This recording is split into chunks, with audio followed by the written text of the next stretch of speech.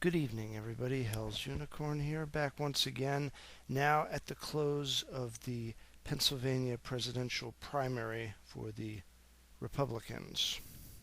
Well, my friends, there is good news and there is bad news.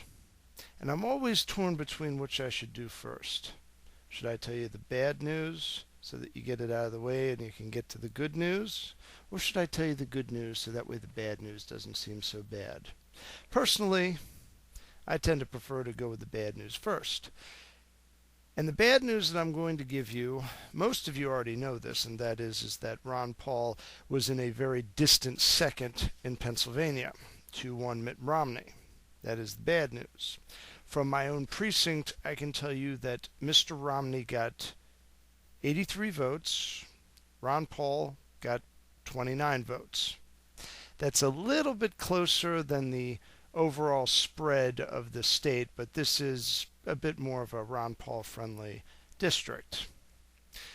We had about 20 people vote for Santorum and like 12 people vote for Newt Gingrich.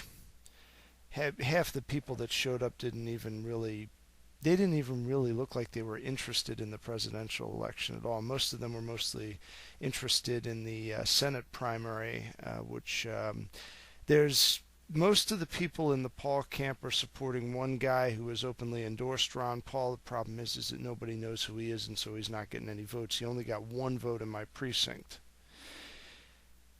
On the other hand, Jim Rohr, who is a local to my area, who is also a pretty good, solid conservative, and he's kind of more of a Buddy Roemer type Republican.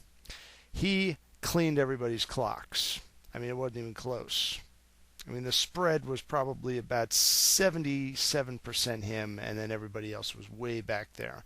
Most of the other people running are ex-Democrats who suddenly switched parties at the request of our governor, John Corbett, who is proving to be anything but a conservative, unfortunately. He's proving to be very similar to Chris Christie and almost as obnoxious.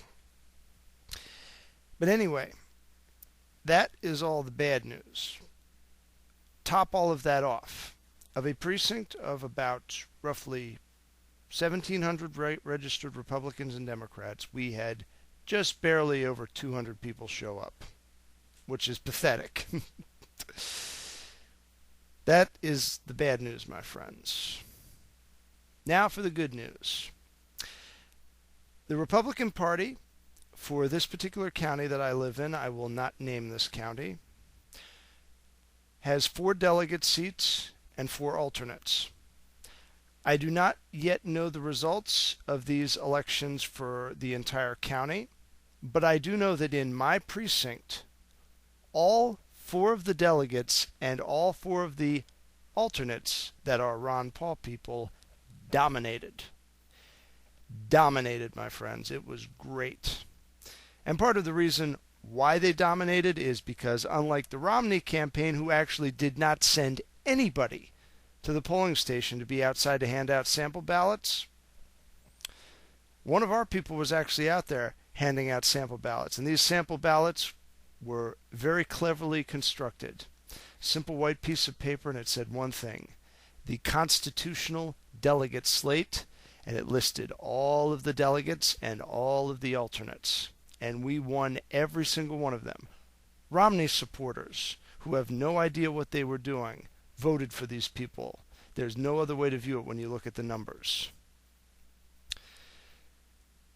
So, provided that this holds true in other districts and that there are other people from the Paul grassroots campaign who were there to do similar things, we have just literally snuck a whole load of county delegates into the process that will in turn go into the state delegation.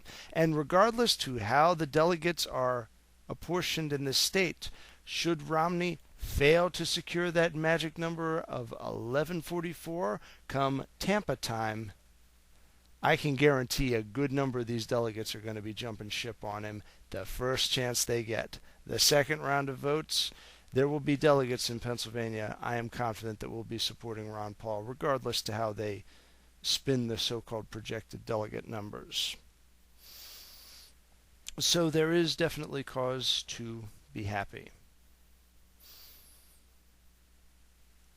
Nevertheless, before I conclude this little news update, I would just like to say one thing. I got one single solitary negative comment thus far from my other video, which I subsequently removed from the comment section, and the user was blocked because I don't have time for nonsense.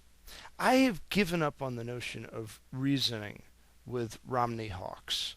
And when you're dealing with people that are whining and complaining about the fact that I am going to throw the book at people who break the rules, you can tell you're dealing with a Romney hawk, because Obama supporters don't care about this stuff. Case in point, I stated in my previous video that if I saw anybody stealing campaign literature or going around stealing yard signs, I was going to sic the constable on them. That didn't have to happen because there was almost no yard signs out there. I put my 2 obligatory Ron Paul yard signs out there, and there were state, Senate, the Senate and House candidates put up their signs, but no Romney signs. No Romney presence whatsoever here. I guess Romney assumed he had it completely in the bag, and the truth is he did, because you can't buy the kind of advantage that pure mainstream media bias can buy you, especially when you have a number of zombies who do nothing but tune into Fox News or the other networks. The other networks are basically saying the same thing. They're just going to be pro-Obama when the ice breaks. But I stated in this video very clearly that I was going to do whatever I could to let people know, should they ask me, who is still in the race. And here's the dirty little secret. I am the judge of elections in my particular precinct. According to Pennsylvania state election law, this is my role. When I am in the polling station, I am to be an objective helper to the voters, along with all the other polling persons. I am to tell them how the machines work and answer any questions they have on technical issues. I am not permitted to wear any campaign stuff on me, no t-shirts, nothing like that, and I'm not allowed to try to angle them towards voting for a particular candidate. However, if I take a break when there is nobody showing up, and I decide to venture 10 feet away from the room where the polling station is, I instantly become John Q. Public, and I can do just about anything that any other grassroots campaigner can do. I can put up yard signs, I can put up other signs, I can do whatever I want, provided that it is not obstructing the voters' access to the polls. And there were Republican Party campaign people there, 2 people, both of them pro-Ron Paul, handing out literature. I was simply going out there to make sure that nobody was giving them any nonsense while I was out there, basically. But they were watching the place. We had Ron Paul poll watchers, basically. So, long story short, you can whine and complain and call me some kind of brown shirt Nazi, which is the reason why your comment got deleted. There's only one brown shirt in this conversation, Mr. Romney supporter, and it's you. But the truth is that I'm following the law. Your sort is breaking the law. In Alaska, in Missouri, in Nevada, in Washington State, all over the place. And don't think that I don't know this, because I pay attention to all this stuff. So my advice to you, Mr. Romney supporter, is to wake up and smell what you're shoveling, because it starts with bull and it rhymes with hit. With prudence to myself and benevolence to all of you, good evening.